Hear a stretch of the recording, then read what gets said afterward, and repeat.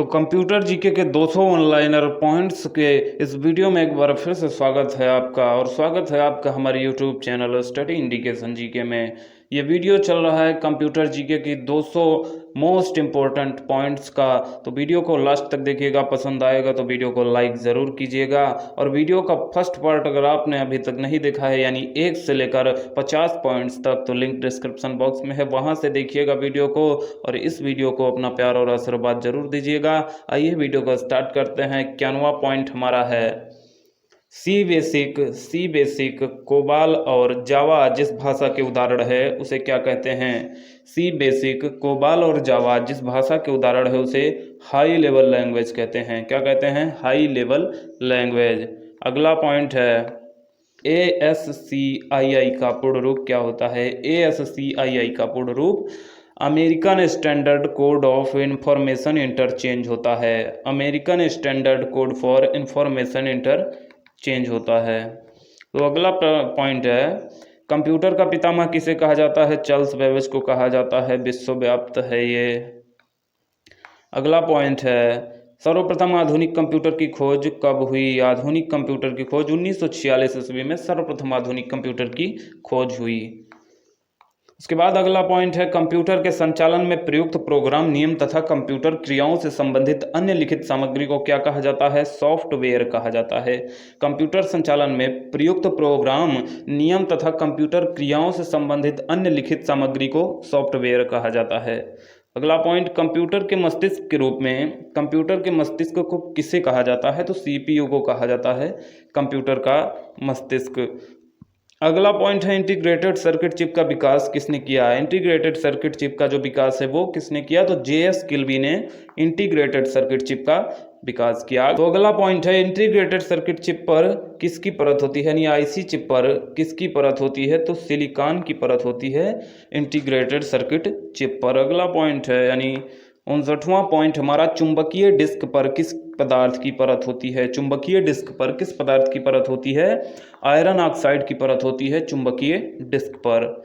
अगला पॉइंट है कंप्यूटर में किसी शब्द की लंबाई किस में मापते हैं? कंप्यूटर में किसी शब्द की लंबाई किस में मापते हैं? तो बिट में मापते हैं। कंप्यूटर में किसी भी शब्द की लंबाई जो होती है उसको बिट में मापते हैं। स्टोरेज माध्यम की क्षमता की इकाई है बाइट। स्टोरेज माध्यम की क्षमता की जो इकाई है उसे बाइट कहा जाता है। अगला पॉइंट है MS विंडोज किस प्रकार का सॉफ्टवेयर है? MS विंडोज किस प्रकार का सॉफ्टवेयर है? GUI प्रकार का सॉफ्टवेयर है MS विंडोज।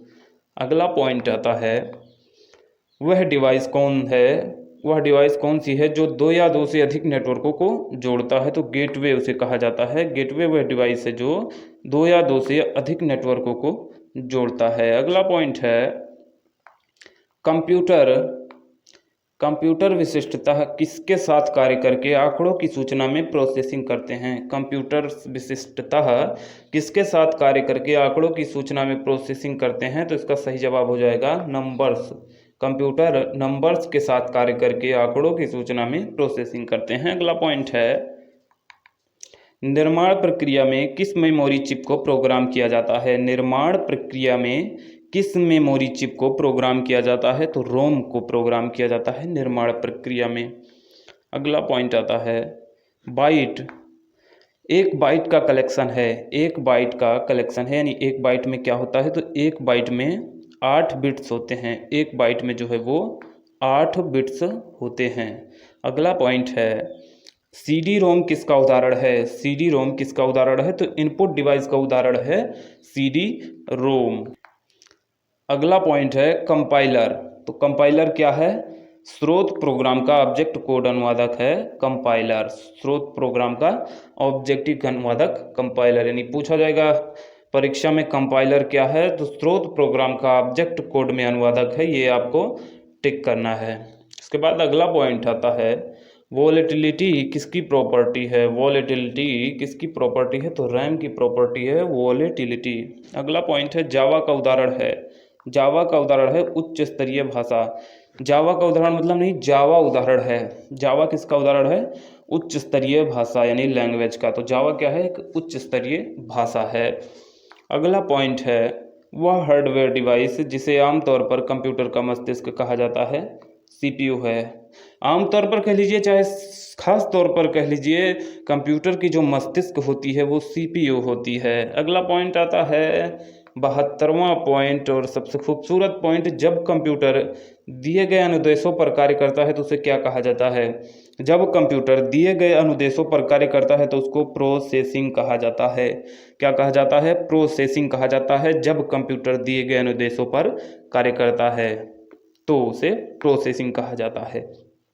वह इनपुट डिवाइस जो सुपर बाजारों में व्यापक रूप से प्रयोग की जाती है, वह इनपुट डिवाइस जो सुपर बाजारों में व्यापक रूप से प्रयोग की जाती है, बार कोड रीडर कहलाती है। सुपर बाजारों में, क्योंकि हर वस्तु के जो बार कोड्स हैं उनको रीड करके उसका जो है वो डिटेल उस पर एंटर किया जाता है वहाँ के कंप्यूटर्स वगैरह में। तो बार कोड रीडर जो है वो प्रयुक्त की जाती है सुपर बाजारों में व्यापक रूप से। उसके बाद अगला पॉइंट आता है, एक कंप्यूटर प्रोग्राम अनुदेशों का एक ऐसा सेट है जो समस्या सुलझाने अथवा कार्य के निष्पादन में कंप्यूटर को समर्थ बनाता है। क्या होता है? एक कंप्यूटर प्रोग्राम लिख के नीचे पॉइंट्स दिए जाएंगे तो क्या होगा उसका सही जवाब? एक कंप्यूटर प्रोग्राम क्या होता है? अनुदेशों का एक ऐसा सेट होता है जो समस्या सुलझाने अथवा कार्य के निष्पादन में कंप्यूटर को समर्थ बनाता है, वो एक कंप्यूटर का प्रोग्राम कहलाता है। अगला पॉइंट है, वे टर्मिनल जिन्हें पहले कैश रजिस्टर्स कहते थे प्रायः कॉम्प्लेक्स इन्वेंट्री तथा विक्रय कंप्यूटर प्रणालियों से जुड़े होते हैं। ध्यान से देखेंगे, ये पॉइंट्स मोस्ट इम्पॉर्टेंट हैं और प्रतियोगी परीक्षाओं में पूछे जाते हैं। हालांकि ये CCC वगैरह की परीक्षाओं में ज़्यादा पूछे जाते हैं। ऐसी परीक्षाएं जिनमें केवल फॉर्मेलिटीज़ के रूप में कंप्यूटर शामिल किए जाते हैं उनमें ऐसे क्वेश्चंस नहीं पूछे जाते हैं, खासकर ये 2-4 पॉइंट्स जो हैं। लेकिन आगे जो पॉइंट्स बताए गए हैं और आगे जो बताए जाएंगे वो पूछे जाते हैं हर एक एग्ज़ाम में। तो वे टर्मिनल्स जिन्हें कैश रजिस्टर्स कहते थे प्रायः कॉम्प्लेक्स इन्वेंट्री तथा विक्रय कंप्यूटर प्रणालियों से जुड़े होते हैं। क्या कहलाते हैं? पॉइंट ऑफ सेल कहलाते हैं। पॉइंट ऑफ सेल कहलाते हैं। अगला पॉइंट है, कंप्यूटर डाटा एकत्र करते हैं, जिसका अर्थ है कि वो उपयोगकर्ता को अनुमति देते हैं किसकी? इनपुट की। कंप्यूटर अगर डाटा को एकत्रित करता है तो इसका यह अर्थ होता है कि वो उपयोगकर्ता को उसमें इनपुट करने की अनुमति अब दे रहा है। तो अगला पॉइंट आता है, वे कंपोनेंट्स जो आंकड़ों का संसाधन करते हैं वे स्थित होते हैं प्रणाली यूनिट में। वे कंपोनेंट्स जो आंकड़ों का संशोधन करते हैं समझ लीजिए, वो कहाँ स्थित होते हैं? प्रणाली यूनिट में स्थित होते हैं। अगला पॉइंट आता है, सॉफ्टवेयर का अर्थ क्या होता है? तो सॉफ्टवेयर का अर्थ होता है प्रोग्राम। सॉफ्टवेयर का क्या अर्थ होता है? प्रोग्राम। दस्तावेज प्रिंट करने की शॉर्टकट की क्या होती है? दस्तावेज को प्रिंट करने की शॉर्टकट की क्या होती है? Ctrl+P। Ctrl+P से हम किसी भी डॉक्यूमेंट को प्रिंट करते हैं। तो अगला पॉइंट आता है, बाइनरी लैंग्वेज में अल्फ़ाबेट का प्रत्येक अक्षर, प्रत्येक अंक तथा प्रत्येक विशेष कैरेक्टर का बना होता है। तो किससे? 8 बिट्स के योग से। बाइनरी लैंग्वेज में प्रत्येक अल्फ़ाबेट, प्रत्येक अक्षर, प्रत्येक अंक तथा प्रत्येक विशेष कैरेक्टर किसका बना होता है? तो 8 बिट्स के योग से बाइनरी लैंग्वेज में सब कुछ जो है वो बना होता है। किसके? 8 बिट्स के योग से। अगला पॉइंट, वे ग्राफिकल तस्वीरें जो फाइल, फोल्डर इत्यादि जैसे ऑब्जेक्ट को रिप्रेजेंट करती हैं क्या कहलाती हैं? वे ग्राफिकल तस्वीरें जो फाइल तथा फोल्डर और इससे जुड़ी इत्यादि ऑब्जेक्ट्स को रिप्रेजेंट करती हैं क्या कहलाती हैं? आइकॉन्स। आइकॉन्स से ही हम जानते हैं कि ये कौन सा प्रोफाइल है, कौन सा फोल्डर है या कौन सा एप्लीकेशन है, तो ये आइकॉन्स कहलाती हैं। उसके बाद अगला पॉइंट आता है, अपनी लागत और आकार के कारण ये कंप्यूटर अपेक्षाकृत क्या होते हैं? विरल होते हैं, नहीं रेयर होते हैं। तो सुपर कंप्यूटर जो हैं वो काफ़ी रेयर होते हैं। तो इसके बाद अगला पॉइंट आता है, रैम का पूरा नाम क्या होता है? रैम का पूरा नाम क्या होता है? Random access memory. रैम का पूरा नाम रैंडम एक्सेस मेमोरी होता है। अगला पॉइंट आता है, विशिष्ट इनपुट अथवा आउटपुट डिवाइस को शेष कंप्यूटर प्रणाली के साथ कम्युनिकेट करने की अनुमति प्रदान करने हेतु डिजाइन किए गए स्पेशलाइज्ड प्रोग्राम को क्या कहा जाता है? विशिष्ट इनपुट अथवा आउटपुट डिवाइस को शेष कंप्यूटर प्रणाली के साथ कम्युनिकेट करने की अनुमति प्रदान करने हेतु डिजाइन किए गए स्पेशलाइज्ड प्रोग्राम को क्या कहा जाता है? ऑपरेटिंग सिस्टम कहा जाता है। ऑपरेटिंग सिस्टम कहा जाता है, यानी ऑपरेटिंग सिस्टम किसे कहा जाता है? तो विशिष्ट इनपुट अथवा आउटपुट डिवाइस को शेष कंप्यूटर प्रणाली के साथ कम्युनिकेट करने की अनुमति प्रदान करने हेतु डिजाइन किए गए स्पेशलाइज्ड प्रोग्राम को ऑपरेटिंग सिस्टम कहा जाता है। आपको ध्यान रखना है। इस प्रकार का कंप्यूटर सबसे कम शक्तिशाली है, फिर भी इसका सर्वाधिक प्रयोग होता है और यह तीव्रतम वृद्धि वाले कंप्यूटर का एक प्रकार है, मिनी कंप्यूटर होता है। मिनी कंप्यूटर क्या होता है? सबसे कम शक्तिशाली है, फिर भी इसका प्रयोग सबसे अधिक होता है, मिनी कंप्यूटर हो जाता है। अगला पॉइंट आता है कंप्यूटर संसाधनों के प्रबंधन से संबंधित। कंप्यूटर संसाधनों के प्रबंधन से संबंधित विशिष्ट कार्य करने के लिए डिजाइन किए गए प्रोग्राम को क्या कहा जाता है? ऑपरेटिंग सिस्टम कहा जाता है। ऑपरेटिंग सिस्टम किसे कहा जाता है? तो कंप्यूटर संसाधनों के प्रबंधन से संबंधित विशिष्ट कार्य करने के लिए डिजाइन किए गए प्रोग्राम्स को ऑपरेटिंग सिस्टम कहा जाता है। अगला पॉइंट आता है सर्वाधिक शक्तिशाली कंप्यूटर क्या है? सर्वाधिक शक्तिशाली कंप्यूटर क्या है? आपको केवल सुनना है, पॉइंट्स को ध्यान से सुनेंगे तो पॉइंट्स दिमाग में घर कर जाएंगे और याद हो जाएंगी गारंटी के साथ। अगर ध्यान से आप सुनते हैं तो याद आपको पक्का हो जाएंगे, और याद करना है अगर सफलता प्राप्त करनी है तो ध्यान से देखिएगा वीडियो को, और वीडियो पसंद आएगा तो लाइक ज़रूर कीजिएगा। सर्वाधिक शक्तिशाली कंप्यूटर है सुपर कंप्यूटर। सर्वाधिक शक्तिशाली कंप्यूटर कौन सा है? सुपर कंप्यूटर होता है। ऐसी इंटरनेट सेवा जो उपलब्ध संसाधनों को मल्टीमीडिया इंटरफेस प्रदान करवाती है उसे कहते हैं वर्ल्ड वाइड वेब। ऐसी इंटरनेट सेवा जो उपलब्ध संसाधनों को मल्टीमीडिया इंटरफेस प्रदान करवाती है उसे वर्ल्ड वाइड वेब कहते हैं, यानी WWW कहते हैं। ये भी आपको ध्यान रखना है। अगला पॉइंट आता है वर्ड प्रोसेसिंग सॉफ्टवेयर का निर्माण करने के लिए प्रयोग में लाया जाता है। वर्ड प्रोसेसिंग सॉफ्टवेयर का निर्माण करने के लिए प्रयोग में लाया जाता है डॉक्यूमेंट को प्रयोग में लाया जाता है। वर्ड प्रोसेसिंग जहाँ पे बात आती है वहाँ पे डॉक्यूमेंट्स की बात आ जाती है। अगला पॉइंट आता है ऐसी डिवाइस जो केबल के प्रयोग के बिना ही नेटवर्क से जोड़ती है, इसे क्या कहा जाता है? वायरलेस कहा जाता है। ऐसी डिवाइस जो केबल के बिना ही नेटवर्क से जोड़ देती है वायरलेस कहलाती है। वायरलेस क्या है? आपका फ़ोन भी है वायरलेस। मेन्यू भाग होते हैं स्टेटस बार का। मेन्यू किसके भाग होते हैं? तो मेन्यू स्टेटस बार के जो है वो भाग होते हैं। अगला पॉइंट आता है वेबसाइटों को देखने के लिए प्रयुक्त किए जाने वाले प्रोग्राम को क्या कहते हैं? ब्राउज़र कहते हैं। क्या? ब्राउज़र। वेबसाइटों को देखने के लिए प्रयुक्त किए गए प्रोग्राम को क्या कहते हैं? ब्राउज़र।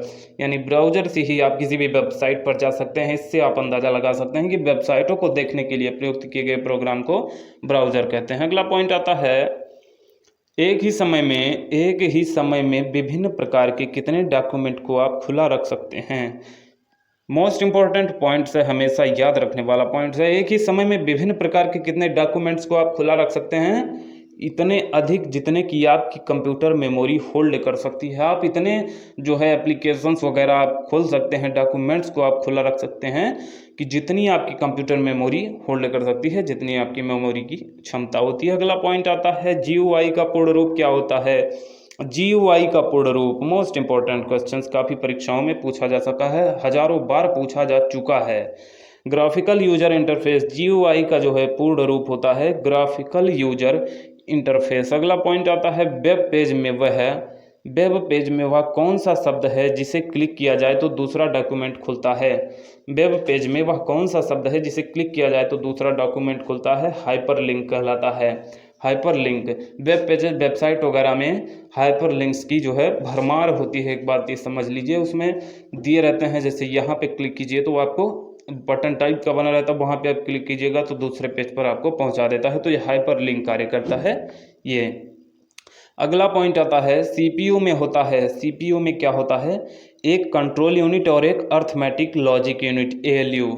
एक कंट्रोल यूनिट, एक अर्थमेटिक लॉजिक यूनिट CPU के अंदर होता है। अगर ये ऑप्शंस में रहेगा तो आपको इसी पे टिक करना है। अगला पॉइंट आता है कंप्यूटर बूट नहीं कर सकता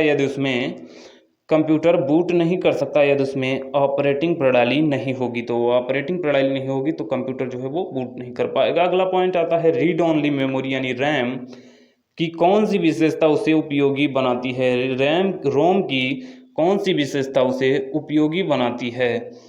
तो इसका सही जवाब होगा रोम में डाटा को खतरा नहीं होता, बिजली ना होने पर भी वह उसमें रहता है।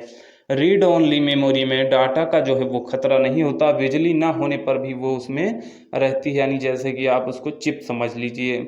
अगला पॉइंट आता है, कंप्यूटर नेटवर्क में कौन से प्रकार का संसाधन सामान्यतः शेयर किया जाता है? कंप्यूटर नेटवर्क में कौन से प्रकार का संसाधन सामान्यतः शेयर किया जाता है? तो प्रिंटर्स। कंप्यूटर के नेटवर्क में प्रिंटर्स जो होते हैं वो सामान्यतः शेयर किए जाते हैं, यानी कि एक कंप्यूटर से जो है तमाम कंप्यूटर से एक ही प्रिंटर को जोड़ा जा सकता है। तो कंप्यूटर नेटवर्क में कौन से प्रकार का जो ये संसाधन है एक प्रकार का जो शेयर किया जा सकता है? आप माउस को शेयर नहीं कर सकते हैं कई कंप्यूटर से, आप कीबोर्ड को शेयर नहीं कर सकते हैं कई कंप्यूटर से, लेकिन आप सीपीयू को भी शेयर कर सकते हैं और प्रिंटर को भी वो शेयर कर सकते हैं। तो आज की वीडियो में बस 50 पॉइंट्स, अगली वीडियो में आपको बाकी के सारे मोस्ट इंपॉर्टेंट पॉइंट्स मिलेंगे। अभी बहुत सारे मोस्ट इंपॉर्टेंट पॉइंट्स हैं जो कि आपके लिए खास होने वाले हैं। तो वीडियो पसंद आया हो तो लाइक कीजिएगा, चैनल पर नए हैं तो सब्सक्राइब कीजिएगा। मिलते हैं अगली वीडियो में दमदार पॉइंट्स के साथ, कंप्यूटर जीके के और जीके जीएस की most important tricks and tips के साथ।